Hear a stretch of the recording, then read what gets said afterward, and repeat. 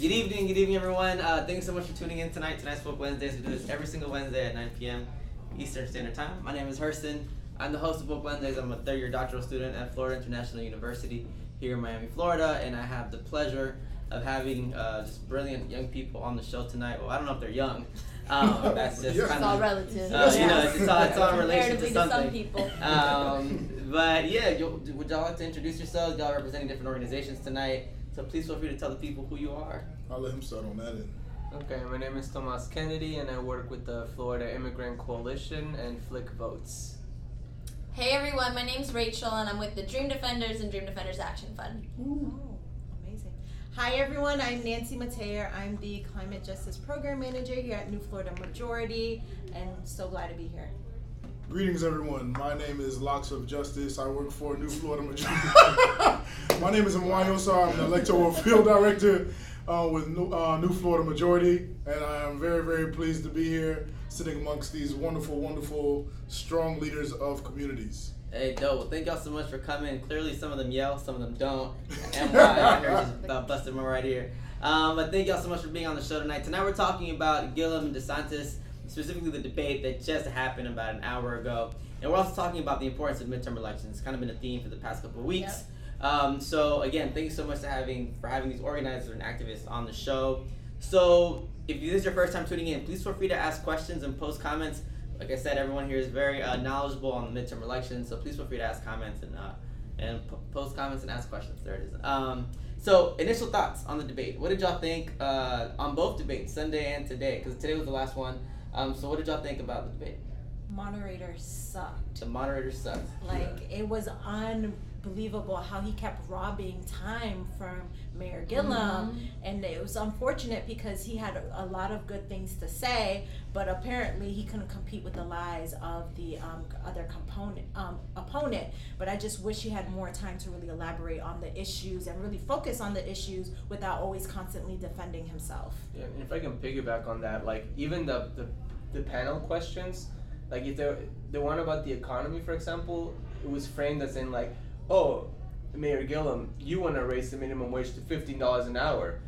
That's a really terrible idea. Can you explain to us why? And then they asked DeSantis, can you explain to us your tax policy, sir? Yeah. And then and then the lady asked a question about the environment, and he was like, your friend Sean Pittman, the lobbyist, lobbies for this industry. What about you, Andrew Gillum? And then they were just like, oh, Mr. DeSantis, what is your position on the environment? It's just like the way the questions were framed were totally unfair, and they led the question. It was really unbiased. Really, I agree. And it seems like kind of very accusatory. It's kind of vilifying like Gillum as opposed to DeSantis. But this isn't the first time we've seen this type of stuff, right? We saw it with Clinton, with Hillary Clinton. Gendered stuff going on, racialized stuff going on. But so were there some things that you, aside from the moderator, right? What about like what DeSantis and Gillum were saying, like specifically them two? What were your thoughts on? I mean, it's really clear like DeSantis has no plan whatsoever, and all he can do is spread lies and fear about Gillum's campaign and about Gillum's plan, and he used all this and attack our organization, an organization that was founded for young people to fight to keep our communities safe. And the fact that he's spreading lies about us, like that's the best he can do because he actually doesn't have a plan. And all he does is say the same 3 talking points that are all based on lies about who Gillum is and who other organizations are in the state. So real quick, we have a question. And when someone's asking, is it okay that I'm voting for Gillum primarily because he's a black person from Miami? Absolutely. Absolutely. This is actually the time to make history. Your vote would be adding to thousands of people who are voting for the same reasons you are. Voting a black man as the first governor of Florida is history, and you would be a part of that. And people don't understand how pivotal this is for young people that look like us, that look like Mayor Gillum, how they can aspire to be like him one day and say, if he can be the governor, then I can be the president, then I can be the state attorney. It's just representation matters, and he doesn't understand how much this will shape the narrative of Florida. And thinking of the context of the election, because it's not just about Gillum. I mean, Florida's in the South. It leads the country in terms of felony disenfranchisement. We have 50% of the population of the country of people who are disenfranchised due to felony convictions post serving their time. And we have the chance to restore the vote to 1.4 million Floridians right now. 1 out of 5 black citizens in the state can vote because of this. And couple that, we have the chance to elect the first black governor in the state of Florida. And we consider that his opponent started his general election campaign saying, voters, don't monkey this up by electing Andrew Gillum. Come on now. Yeah, come on now. Let's make history, y'all. Let's elect Andrew Gillum, the first black governor of Florida, and pass Amendment 4. If you're worried about voting for Mayor Andrew Gillum, just because he's black, take comfort in the fact that he's actually the best qualified candidate. Right. So you can relieve yourself of that particular burden. If that's what's troubling you, just be happy that he's way more qualified than DeSantis. That's his name? DeSantis? Yeah. Okay. The lad. You can do a lot, the white supremacist. Yeah, so just take comfort in that, because yes, he actually he's black. That's a really good reason to vote for him, because as the other panel said, he is going to make history, and that does a lot for our legacy. It does a lot for the youth in every single community, letting you know, the black youth, letting them know that it's possible, letting other youth of other cultures, letting them know that, hey, people are of color do belong in these positions. People in color can do these positions, and they are qualified for these positions. So it's a very widespread achievement across the plane, for my personal perspective. Yeah, what I think you said is really important. It's like he'd be the first black governor, and he's like one of the most progressive candidates we've seen in a really long time. Mm-hmm. Like saying every public school teacher should make $50,000, that everyone should have access to health care, that we should abolish ICE. Like, these are things that Gillum has said, and that are part of his platform, and that would be a complete game changer if he was the governor of Florida, like on a political level, in terms of what he's saying he believes in. Yeah, like he ain't Ben Carson, like he's an actual Right. black man, like. Right. So it's interesting that you juxtapose the two, right? Because so if I'm hearing this correctly, part of it is saying that yes, vote for him, a man who happens to be black. Yep. Right, and then a man who is black. It's interesting the way we're kind of talking about it, because we're kind of assuming that a blackness has a type of politics, right? And then you bring up Ben Carson. So clearly, you being black doesn't always mean you're gonna have a certain type of politics, right? So I love your point too, Skin because folk ain't always kin folk. right? Right. See, Zora. And with NYs, I love this brilliant point, right? That also, if anything else, right? You also have his politics to back up what he's saying. Right. Now, in these two debates, I didn't hear too much about immigration being addressed. Just kind of some thoughts. I know we got Flake out here also, who's big on that. So just kind of some thoughts on that. Yeah, so we were actually discussing it after the debate. I mean, we were disappointed that, he shifted his rhetoric significantly from the primary, and he sort of bought into the rhetoric that DeSantis was using when he was referring to, criminal aliens and child molesters and rapists, and he said, if child molesters and rapists, are in the system, we will deport them. And, I don't think he needed to use that rhetoric to address the issue. You could just say criminals. I don't know, like, I know he's talking to a general election audience in a very, tough environment with a very aggressive opponent, but he sort of parroted the rhetoric that was being used back, and that was disappointing. But of course, I mean, DeSantis, when asked, about the children being kept in cages, being ripped away from their mothers, at the border and within our communities, he literally said, well, I have to get back to you on that. I mean, there's a clear-cut difference between the two candidates, and Andrew has a proven record as the mayor of Tallahassee that stood with refugees, stood with immigrants, and we put our trust in him for this election. And to echo what you were saying, I totally agree. One thing I wish that he really talked about is talking about the migration, especially around climate migration, and how all these refugees will be coming, all these immigrants will be coming, and a lot of the immigrants who were impacted by the disaster in the Panhandle recently migrated from Puerto Rico. So when you have folks coming from Haiti who suffered from the earthquake, what are you going to do? You're going to tell them to go back to a place that is uninhabitable, that they can't live there anymore? I really wish they really touched on what economic refugees are, what they're going to do with that immigration policy, being that we are the hub for the Caribbean. Like, are we going to turn all those people away? And we tend to forget that these people are the backbones of hospitality, the service industries. They are the ones that generate the economy here in Florida. And if we don't have someone in the governor's house advocating for them, then what does tourism look like in our state? So, we're getting a comment that's kind of echoing what you're saying. It's not that hard to answer a question about something that is just plainly unethical. Yeah. So one thing there was a conversation, there was a watch party here tonight, in case y'all are wondering. So something that someone said after the debate was, well, if let's say Gillum is voted in, right? Mayor Gillum is voted on as a governor.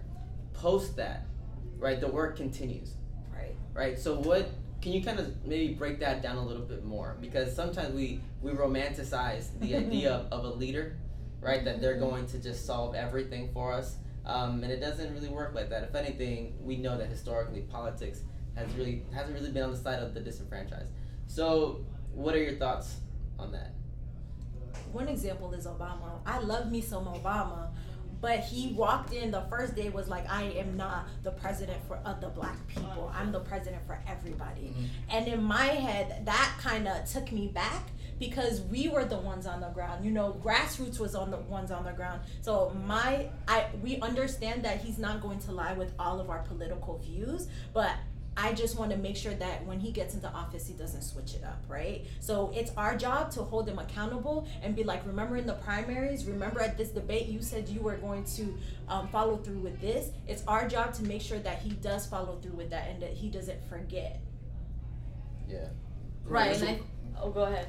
No, and echoing what Nancy said, it's one of those things where, depending on who you speak to, the real work begins once you win. Mm-hmm. Because once he gets in office, it's one of those things where we're going to have to continue to communicate with him or try to get his attention, let him know, hey, these are what the needs are. And like Nancy said, once Obama won, we've felt that he didn't address the issues of the black community. Mm-hmm. We have to bring those issues forth all the time and continuously go to his doorstep and actually hold him accountable. It's not one of those things where you won and you get a pass on anything. It's one of the things where you won because we helped get you there, and we're going to hold you accountable for the things that you said on your platform that we respected, that we believed in, and we're going to make sure that you stay strong to those beliefs. So the real work for us, especially at New FM, is going to be holding people accountable. Mm-hmm. All the people that we backed, all the people that we support, especially Mayor Gillum or Governor Gillum, to what he said and the things that he's capable of doing and the things that we believe that he's capable of doing. And I think it really is a real mentality shift, because I think how we are taught to think of like elections and leaders is like, oh, I'm electing this person and they're going to do it for me. Yep. But really, as a movement, we're electing our opponent. Mm-hmm. Like, who is the person we're going to fight with the day after the election to ensure our agenda moves? And I think it is a real mentality shift, but we really do need to be ready. We need to be continuing to knock on doors, ask people what their issues are, and then ensure that those become a part of Gillum's agenda in the first 100 days. So I think Inauguration Day is January 6th, so we got to be in Tallahassee that day, ready to begin fighting him and pushing our 100-day agenda. Yeah, I actually want to add, because you actually sort of we're just thinking the same thing. So yeah, I just wanted to add, and it's an important thing, because I think a lot of people are so jaded and cynical about our election process, rightfully so. But I really don't like to bullshit people, even though I do electoral organizing. And when I have conversations with people, I don't want to sell them something that it's not. And I'm just gonna be real honest. The American electoral process, it's by its inherent nature not a revolutionary process, and it's not a radical agent for change. And a lot of the times it's work that is geared towards harm reduction towards our communities. And when you look at somebody like DeSantis, who's honestly a far right extremist who is a white supremacist, I'm sorry, I was just gonna call it like it is. And you look at someone like Gillum, who has a pretty progressive agenda, like that goes beyond harm reduction, and there's actually like a potential to move some of our pieces forward in the manner that like my colleagues and friends have described it. So, you know, like the opportunity's there, like, and it's to me a black and white choice. Literally. One of the most beautiful things that I heard all night during the debate is that I'm not saying that he's racist, but racist people think he's racist. Right. True. That is dope AF. I'm gonna get a shirt made You wanna in get a orange shirt? and green. Gillum really did bring the zingers tonight. He did. There was a lot of good ones. But I will say that he's a racist. Like, I think Ron DeSantis is a racist, and I really think he is. So real quick, I agree. so we're getting some questions here. But before I ask these questions, I'm interested because so oftentimes I think on the show we have activists, people who I would consider activists, but rarely do we have people who just kind of are also organizers, right? In addition to activists, sometimes people tend to conflate these two ideas. So I was wondering real quick if y'all could kind of speak to what you believe the differences and maybe similarities are between activists and organizers. Okay, I'll start if that's okay with y'all. So and then so I think like an activist is somebody who is like passionate, you know, and is willing to take action in their community and get in front of an issue and get involved, and you know it's in the name. It's a person who wants to get active. And an organizer is somebody who's willing to actually set up like the context and framework for activists to show up and be active. And it's also a person who's willing to step back when it's appropriate and build leadership in others so they become organizers. So I'll let you all expand from that. That's the best I got. I agree, and I believe sometimes with activists, sometimes I don't know if you guys follow DC Comics, but sometimes activists are the Dark Knight. Sometimes they have to take those hits that nobody else wants to take. They have to be the bad guy and say things that people don't want to say or they don't even know to say when they need to be said. And we have to respect those people, no matter how much they might look crazy to you. They're not. It's just that you've been so conditioned at certain times to like bow down to certain things, and these people have stepped outside of that particular submissiveness and saying, hey, this is wrong. Every time somebody has stepped up and said, hey, this is wrong, the people that have been wronged look at those people that are standing up for them like they're crazy. But in reality, those are the people that are right, and we need to support them. Organizers are also there, like Thomas said, that they help bring the community together, and they bring us. They create that space where activists can come speak to them and engage them and charge them with the activities and stepping up to the challenges that are ahead. So, hashtag to my Dark Knights. I love y'all. I would say organize, mobilize folks, and activists are the one in the front speaking, really addressing an issue. Yeah, it's so kind of what I'm hearing is to like it's kind of boots on the ground for organizers. Oh yeah, right? oh definitely. Clearly, y'all are Major here boots. putting on events constantly, knocking like you were talking about, literally knocking on doors. Like this isn't like a figure of speech. This is like a literal thing that you are doing. Yes. And then lately, what we've seen a lot with just the rise of social media is like what they call like click activism or whatever. So you share like an article and hey, I did my due diligence, right? So do you all sometimes like are like, man, yo, that's not enough? Like do y'all sometimes have these arguments or these conversations with people? And how do you kind of navigate that? Yeah, I actually think an organizer's job is to like inspire people and give them the tools to like come together and move a community issue together and build power. So I actually think it's an organizer's job not to write those people off, but to like actually engage them and have them come out into the streets with us, have them come and knock on doors with us, and have them come together to really realize that if we actually want change to happen, like it's gonna require massive amounts of people coming together to solve community issues and to fight the power. So I get frustrated that so many people I think do get sort of sucked into like social media and thinking that is enough. But I think our job is to engage them and pull them in deeper. Yeah, and like I have a lot of high school friends and stuff, especially nowadays, that are like super outraged and like are just like constantly posting, and like honestly, like I don't get mad about it. Like I'm just like it's encouraging to me. Like I'm like, oh great, like my like super apolitical like passive friend now is like posting like angry shit about like Donald Trump and like, you know, like police, you know, brutality and like immigrant child separation, like that's encouraging to me. So what I try to do is, you know, like comment or message those friends and be like, hey, like dude or whatever, like if you ever want to get involved, like, you know, like hit me up, like I can plug you in. And like it's happened that some people are starting to volunteer, you know, like we're at this moment where people are really indignant of what's happening. So if you see friends who are keyboard warriors, don't shame them for it. Just give them opportunities to come in and get involved. Just like it. Keyboard warriors. Give a like. Just like it. So real quick, Shane is asking, I'd like to hear their thoughts, panel's thoughts, on Bill Nelson versus Rick Scott election. If, when they get to it, the potential that Rick Scott could have on Congress that could go against the state. That's what he said. So, yeah. So Rick Scott is the evilest looking person I have ever seen. And that's just like, I don't know how they capture these pictures. I don't know if he looks like that in real life, but he just looks like a lizard person. But I don't really have too much to say about that. I mean, yeah, he's just, the things that he's done as governor of Florida, especially as far as climate, in reality, and I'm going to let Nancy speak more on the climate behalf, but in reality what happens is that DeSantis is very similar to Rick Scott in terms of bowing down and kissing the ring of the president, because Scott did not allow the government to start mention the words climate change. And that's very important when we recognize and call an issue what it is. And I don't want to speak too much on that because I personally care a lot about climate, which a lot of people don't think black people do, but I definitely do. And Nancy is definitely the spokesperson on climate. I'm gonna let her speak about that because I heard her say, like, make a noise and she wants to get that out. So.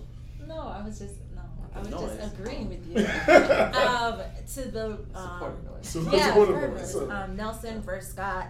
Of course, voting down Dems is the way to go, just because of the organizations we work with and what their message or their platforms mean. But to touch on the environment, Rick Scott, look at his tenure. Our water has gotten worse. Our clean air.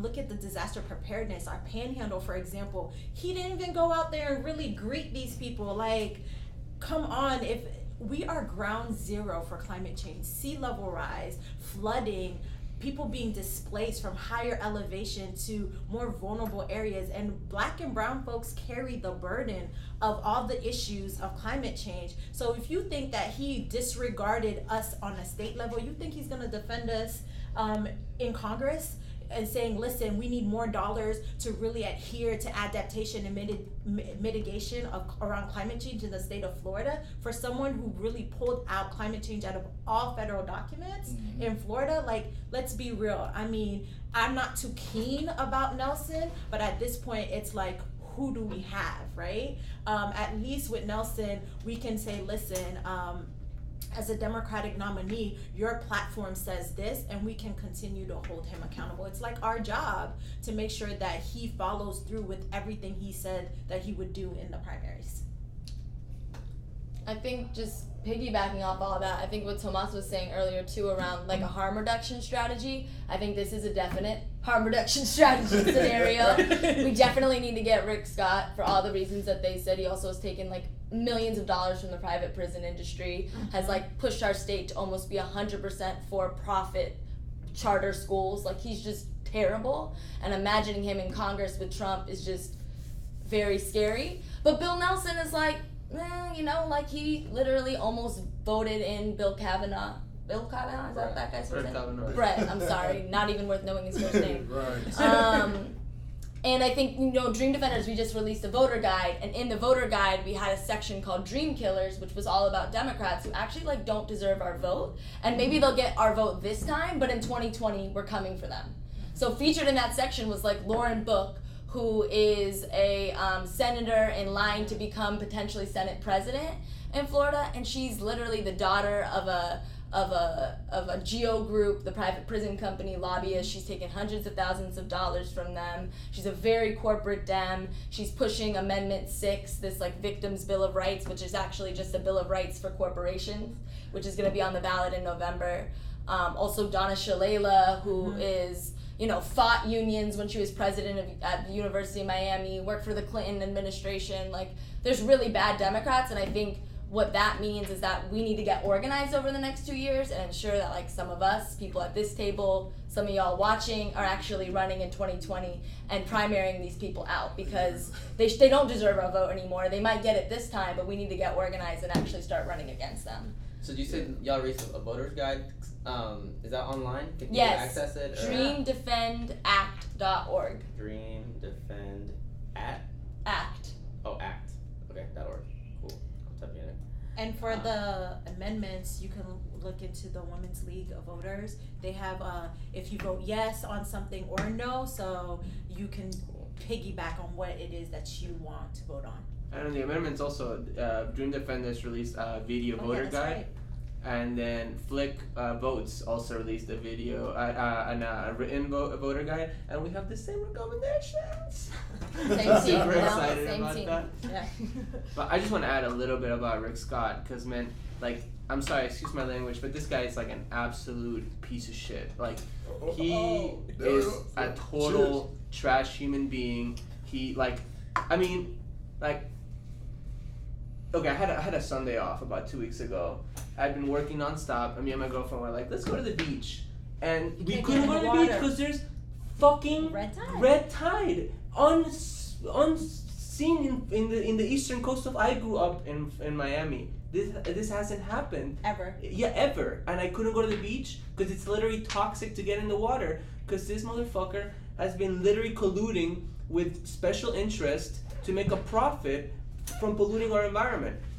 And this guy committed literally $1 billion worth of Medicare and Medicaid fraud, skated by having all his underlings at his company go under, have the company dissolved, and then he has the gall to, like, deny people the right to vote because of, like, previous, criminal convictions after they've served their time, when he is one of the biggest criminals in the history of Florida. I mean, like, this guy, like, he is totally undeserved of public office. He is a crook, and we need to retire him for good, because he has done so much damage to this state. And look, I don't like Bill Nelson, but, like, he's what we got, and next time around we'll take care of that. But, like, we need to retire Rick Scott. The guy is, like, he does not deserve to be in public office. Voldemort. So we have a question here from Hot Knot LLC. I'm just reading names. How do you feel about the anti-democratic sentiment of throwing your vote away? Ooh, don't say that. That hurts me. When I hear people say that their vote doesn't matter or they don't need to vote, I think about all the people who fought to get us that right. Especially our lineage. Black people had to basically die to get their right to vote. We were considered 2/3 of a man. Like, one of us didn't equal one vote. And so, like, seriously, if you don't vote in any election, this is the election you need to vote in, because historically, 2000, between Al Gore and Bush, it was like, what, a 537 votes, I think. Yeah, 537 votes, and that could have changed the course of history. Like, your vote matters. Atlanta, the first black mayor of Atlanta, Mayor Bottoms, she won by 732 votes. Okay, so every vote matters, especially this election. I can go ahead. I could talk about this all day. Cool. Yeah, so I was undocumented for a long time in this country. I got married, and I was able to basically resolve my status. But my first election was actually 2016. Didn't go the way I was hoping. But like, I don't know, for a person that spent most of his adult life not being able to vote and being pretty frustrated about, like, my status and my condition, like, I get really excited when there's an election. I went to vote at 10 a.m. on the first day of early voting, and I'm super excited about this election, but yeah, to me it's just like, I don't know, you have to, like, that's why I sympathize so much with this Amendment 4 campaign, because, like, I've met so many people with prior felony convictions who tell me, when we talk to them that like, yeah, no, like this is awesome and I wish I could vote, but I can't. And like, yeah, I know what it's like, to not be able to go out and vote. And it's really something that, once it's taken from you or once you don't have it, you really appreciate it. And just from the Bush-Gore thing, I worked in a campaign in 2016, Robert Asensio. We won as a state house seat. We won that seat by 53 votes, and that seat prevented the Republicans in Florida from having a supermajority in the House and being able to introduce legislation without a debate. In Virginia last year, a state house seat was won by one vote, and that one vote gave the Democrats control of the lower chamber. So that one vote. So like, don't ever think your vote doesn't matter. With 537, 53 votes, one vote. Like, your vote could be the difference. Yep. Want me to go? You go. So, again, Put your hair away, man. put your hair away. Nah, you put your hair away.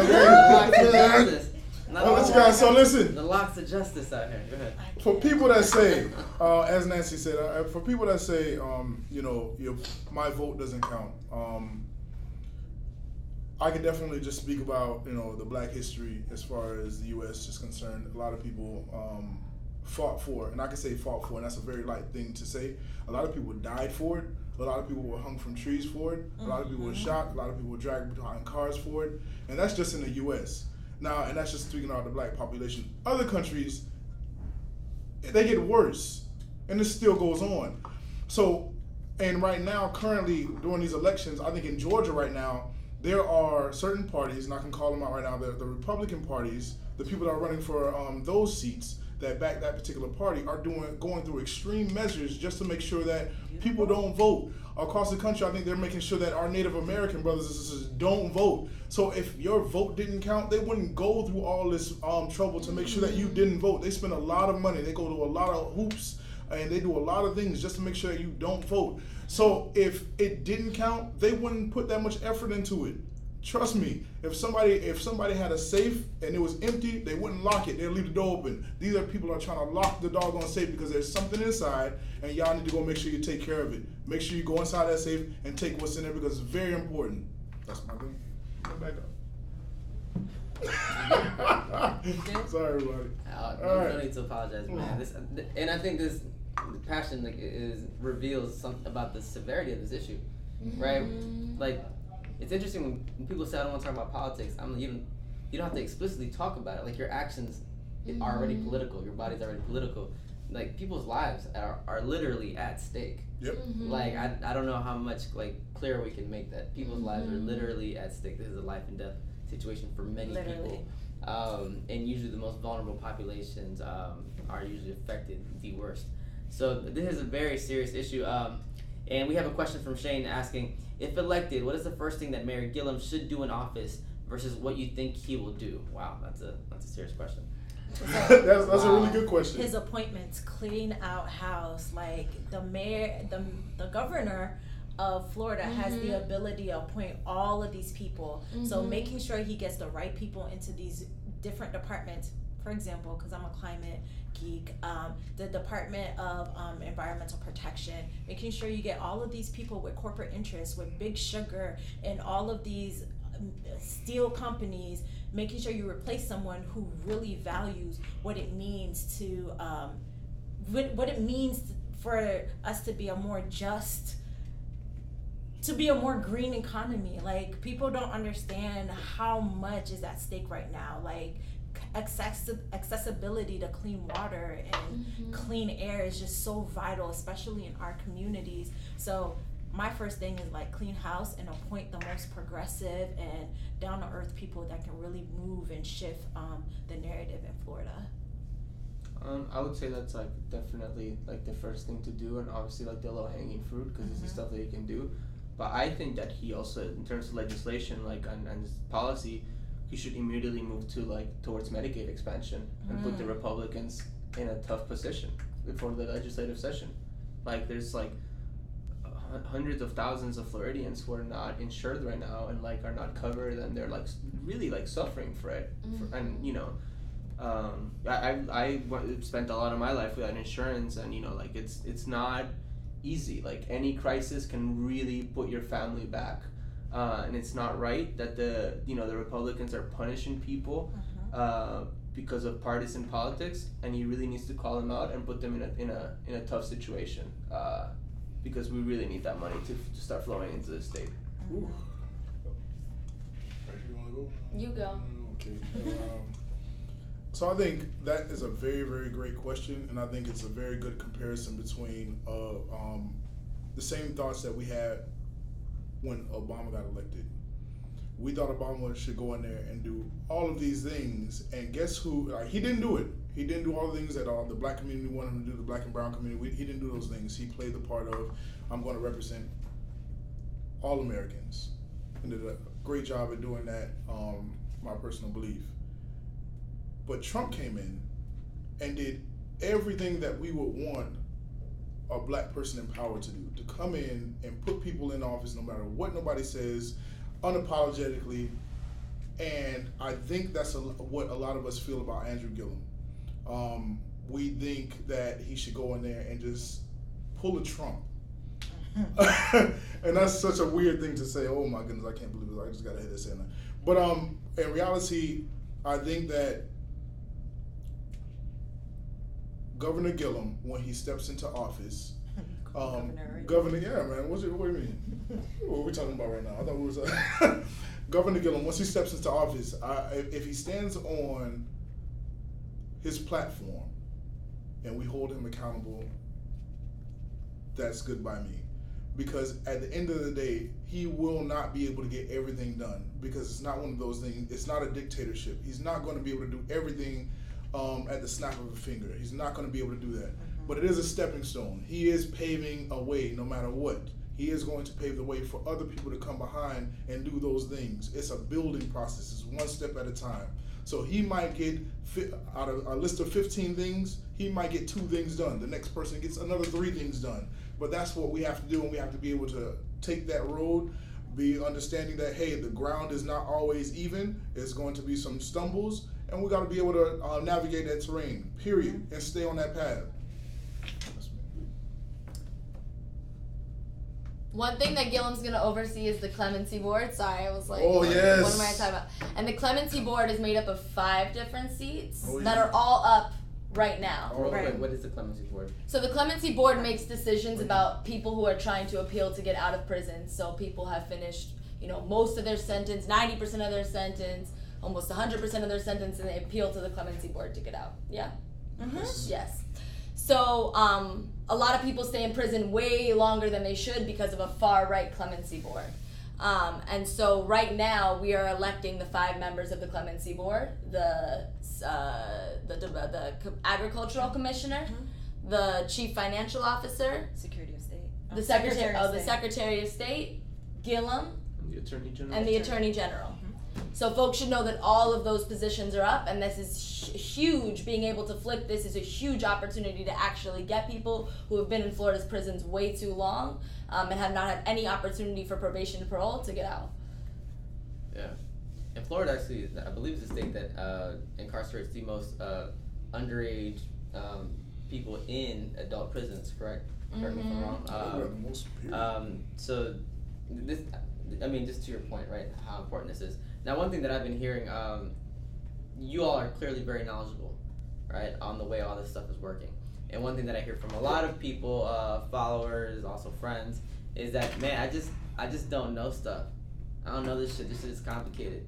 How do people begin to learn all this stuff that y'all know? Y'all out here spitting like information, like, I don't know, like y'all do this, right? For your everyday person, how do they begin to learn this stuff? I know sometimes it seems like there are simple answers, but it's more complicated, right? So just kind of, what are your thoughts on that? So, it's really difficult for, this is my job, so it's my job to be informed about this. But, when you're like out there, like working like retail or construction or nursing or whatever it is, like it's difficult to like keep track of all this, especially when like mainstream media is obsessed with the orange buffoon and his like idiotic antics at the White House that like have no real bearing on like the issues that Floridians face every day. And like we're looking at the ballot in a lot of these places. In Miami-Dade County is 8 pages, back and front. In Broward is 10 pages back and forth, and that's with and not only the all the like candidates, from the governor to like the state house to like the county to the judges to the constitutional amendments in Florida to the county referendums, the city referendums. It's a lot of information. Even for me, I had to really research some of the county and city referendums because I didn't understand them until like I really asked lawyers and people, so I made sure that I wasn't fooled by deceptive language. So it's very difficult. Like I don't have a lot of the answers all the time. I have to talk to people who are way smarter than me to like get informed. But I think that's more knowledgeable, right? Yeah, knowledgeable. Yeah, whatever it is. But just get involved, seek out organizations like the Florida Immigrant Coalition, like New Florida Majority, like Dream Defenders, come to our events, look for us on the internet, look for the video voter guides. Like the information is out there and we are out there, but and we are seeking you out. That's our job as organizers. Mm-hmm. But if you have curiosity and you want to learn more, seek us out too, and let's meet halfway, right? Like make our jobs a little easier. Y'all have Instagram pages and websites and all that stuff, and I tagged them all in today's promo video, so feel free to follow them as well. I think it's crazy though, cause like they used to like teach civics courses in schools and like teach young people how to understand the political system, and now that's seen as like a conflict of interest. So like. One of our young people was trying to plan an event where she was going to go through all of the ballot initiatives at her high school, and literally the superintendent came down and canceled the event. So like literally our school in Broward. Literally our school should be a place where young people are able to actually understand make sense of what's happening in the world, learn more about what's going on, and then get the tools to change it, or to fight for something new or whatever, to lead the world. And instead that information is being suppressed from our young people on purpose, right? And so I think what Tomas said of like finding a community, like an organization, like a lot of that is just like working with other young people to try to figure it out together, Google together. Sometimes we'll be in the office Googling stuff, and or be on a whole Wikipedia train trying to understand stuff together. But I definitely say like there's resources out there, and to lean on other people and to lean on groups as a way to learn more and be in struggle with other people around this stuff. Great. I just want to say that I'm learning every day. I don't act like I know. I start my day by reading an article and go to bed by reading an article. You could start that way. I wasn't always an organizer. I had to learn to be an organizer, and I feel like it's not the easiest job, but once you become uncomfortable with being comfortable with being uncomfortable, that's when you're willing to make that change. I agree with everything that was just said, and getting involved in this particular space can be overwhelming, extremely overwhelming. And I'll put into I'll make this particular reference. If you don't know how to swim, you're not going to drive a boat to the middle of the ocean and jump out and try to learn how to swim. You're going to start on the shore. You're going to take a couple of steps. You're going to wade in the water, and then you're going to go from there. So I'll say this: if you want to get involved and you want to know more, find something that directly impacts you or directly impacts a friend. Something that that's easy for you to get involved in, that you like. For me, that would definitely be climate or something in my community. It's just I like science. So everything Nancy talks, I always love it. But appreciate you. About science. Yeah, it's one of those things where just find something that directly impacts you, and it makes you easier. And that, I'm telling you right now, that will branch over into other categories because everything's going to be connected. The climate change is right now. We could talk about climate change. We could talk about the beach water. We could talk about sea level rise. And then you're going to talk about who impacts that. Who makes these decisions? Who allowed this chemical to be dumped into this water? Okay, well, this corporation. Who allowed that corporation to operate? Okay, well, it was this department. And then it's going to branch off, and you're going to start to learn more and more and more. And before you know it, you're going to become your own personal expert. and you'll be able to share that information with your own personal network of people, your friends and family. When you're having these discussions, you're going to be knowledgeable, and you're going to spread that. It's just going to spread like wildfire. That's how it happened with me. Mm-hmm. I have a friend who always says, talks about humanity through proximity. And another friend just found out that one of her friends is undocumented, and now she wants to learn about this process. And I actually recommended Flick to her to look into it, give her all the information. Thank you. But so it's just amazing how these things can just kind of happen, like right. This humanity through proximity, just finding out something about somebody, and all of a sudden you want to learn about it. Steal that. Oh, you don't have to steal, you can have it. So we've talked a lot about kind of critiques of the debate of the candidates, but were there any high points that you saw in tonight's debate? Were there some things that you did like?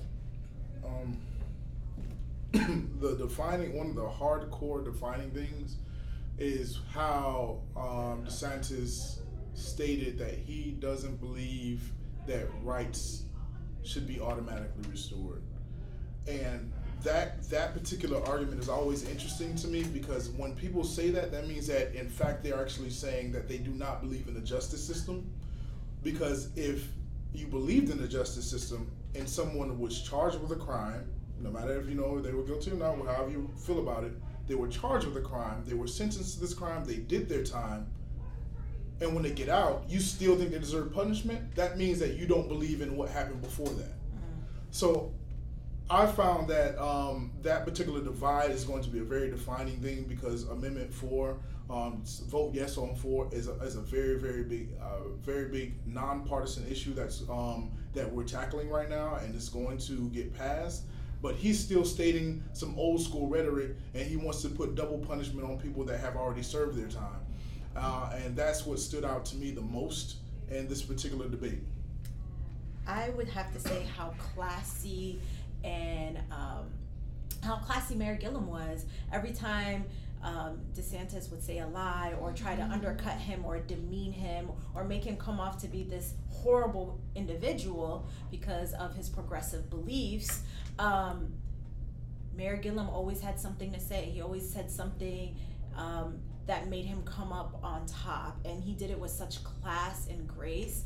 I don't want to I don't want to put him on a pedestal, but it's just like, it's very easy for you to lose your cool when someone's constantly attacking you and digging into you and wants you to break. But Personal attacks at that. Right, and he just took it and was just like, I'm going to be better than this, and I'm just going to take the high road every single time. And that takes a lot of discipline to do that. Didn't DeSantis lose his cool? Yeah, he did. He said, What the hell? What the hell? I can't control everything. At least he fixed the faces he was making on Sunday night. I don't know if anyone caught that, but it was intense.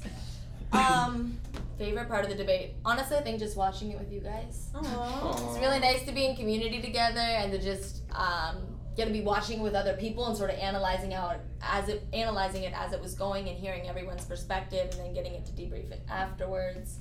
We also had a DeSantis pinata, which got brought out halfway through. That was good comical relief. Yeah, that's the real one. Right. But yeah, you guys were my favorite part.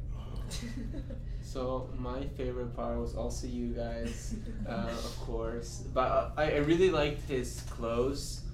If you just juxtapose both of them, Ron DeSantis was like, I'm Ron DeSantis, and I'm running because the algae, and I don't know, it was just so uninspiring, and he just checked off a bunch of issues, sort of rambling, and I'm a socialist, and I have a pretty, it's difficult in this individualist society to have a communal mindset, but I really strive to have that and be generous and try to be as giving as possible in this dog-eat-dog society that encourages the accumulation of capital and resources for your own survival. I really try to break away from that, especially now where I'm in a point in my life where I feel I'm in a more privileged position as opposed to other people, and I really like that he made that point that in Trump's America, and frankly in America as a whole throughout its history, but in this moment in our history, we're living a really dog eat dog sort of like step on each. I think he's used that language, step on each other, you know, to go out ahead.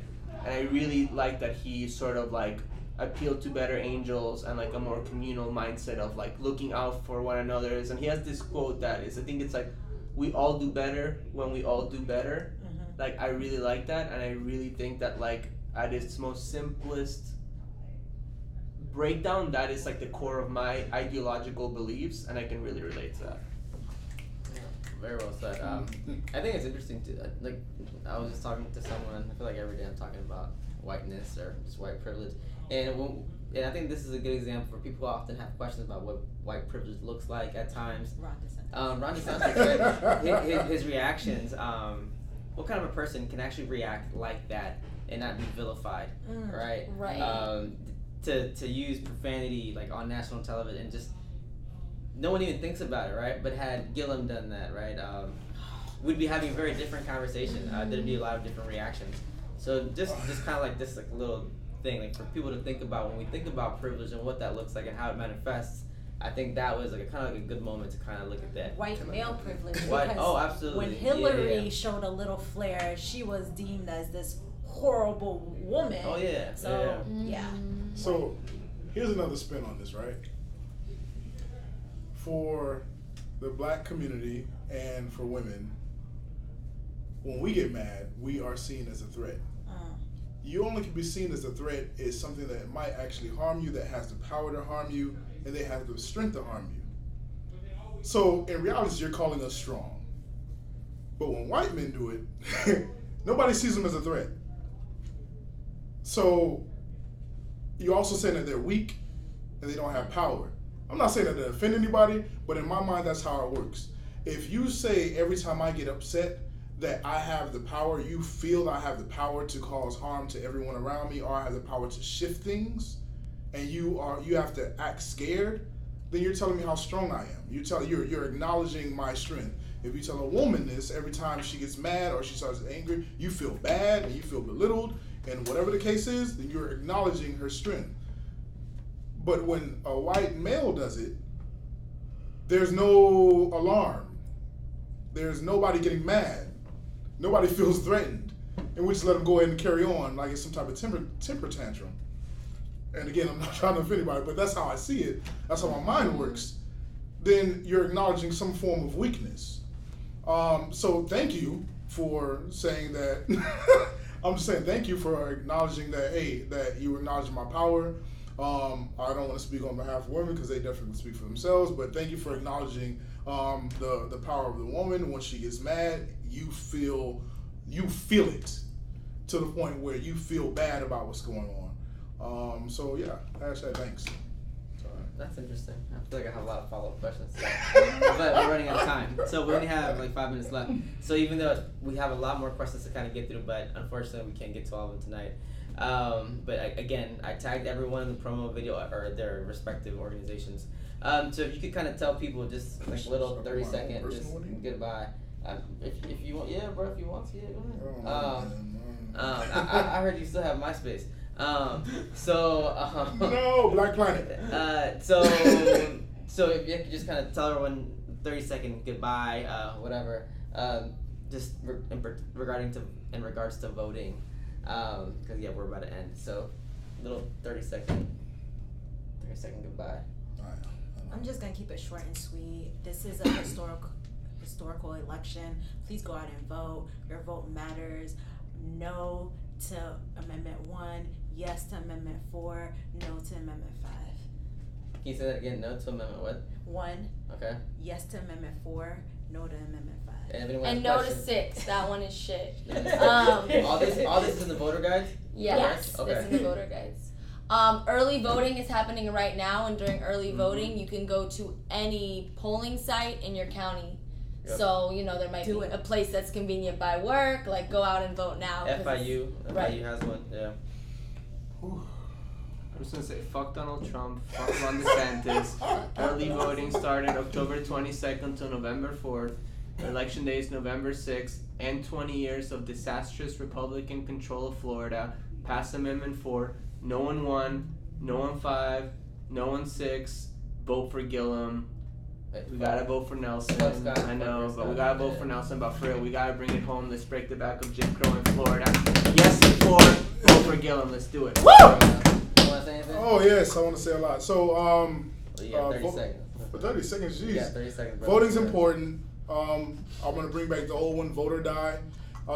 If you don't feel comfortable about what the amendment says, you don't want to take our word for it, and you you just vote yes on 4, vote no on everything else that you don't feel comfortable. If you're seeing it for the first time, just vote no. Do not leave it blank. If you leave it blank, it goes to the majority of that particular vote, and that's very important. Mark something. Mark something. Mark something. Can you break that down? So I've been. Dwight can explain. So they were, because I had some people actually ask me that after the show last week, and they were saying that they couldn't find anything on that. So I don't know. It's jeez. Dwight. But we can provide some information after the show. Dwight, our definitely political post something. director, will be able to break that down more. So I'll definitely post. Is it something Gordon? about it. No, it's not Gordon. I'll definitely post something about it. Yeah. Okay. But everyone, thank you so much for tuning in tonight. I hope tonight was helpful. Thank you to our amazing panelists. I know they're exhausted. They're always working and organizing. So thank y'all so much for being here tonight. I really, really appreciate it. And I hope you all learned something. Again, if you have any questions, please feel free to follow their respective pages. We have Dream Defenders, Flick, and New Florida Majority. Yep. All right, I didn't mess up anybody's name, did I? No. Nah. Y'all give me these looks like, oh shit. Goodbye, everybody. Thank you. We love you.